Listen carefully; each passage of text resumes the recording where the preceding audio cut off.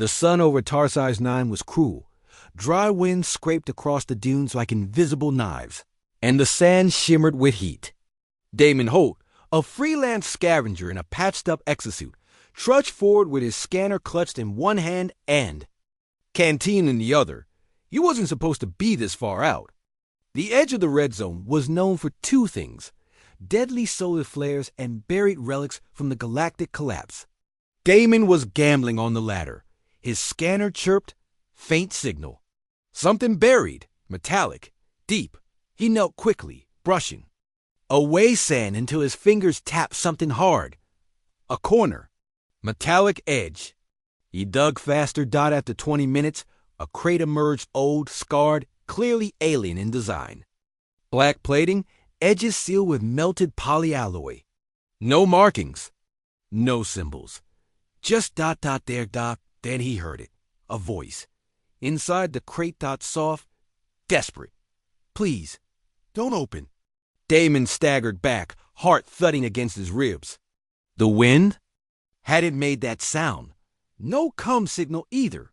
He wasn't hallucinating. Who's in there? He said, stepping closer. Silence. He tapped the crate. No reply. He circled it once, looking for damage.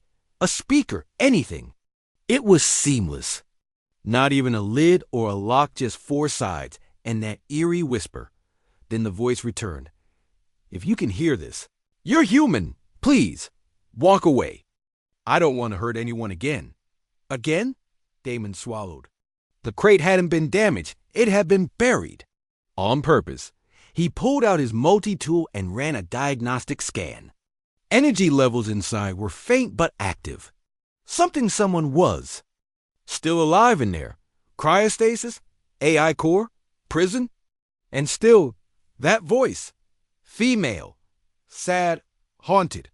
I begged them to destroy me. They chose the sand instead. You don't understand. I remember what I did. He should have walked away. But humans rarely listen to warnings, especially ones that whisper from forgotten tech. Damon sat beside the crate and activated his portable AI companion Juno. Her holographic form flickered to life, flickering in the hot air. Juno, run deep spectral analysis. What's inside? She scanned silently, then frowned. Biological readings.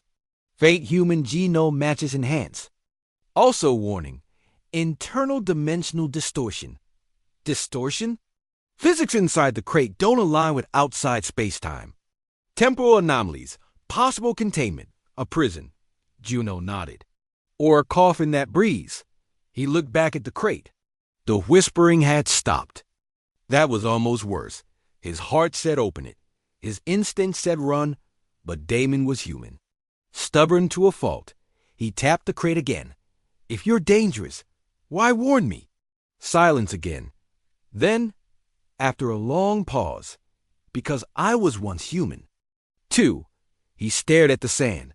The crate had been buried deep. Deep enough for centuries to pass. Who had left her here? Why? And what if she was telling the truth? He pressed a hand on the crate's surface. It was cold now. Too cold, almost like it was pulling heat from the air.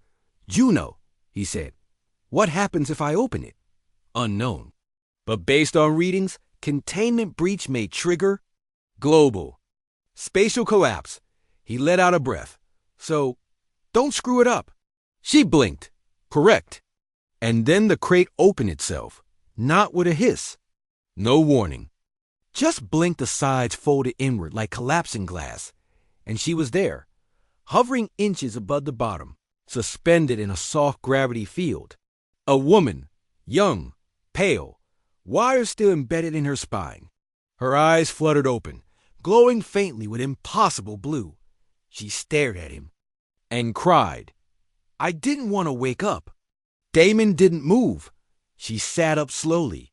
They called me Project Iris, last of the psionic warforge. We were weapons. I killed planets. I begged them to end me. He didn't speak. Why did you open? It, she whispered. I didn't, he said, stunned. It opened for me. Something shifted in her eyes. A realization. Then it chose you. Juno's voice broke in.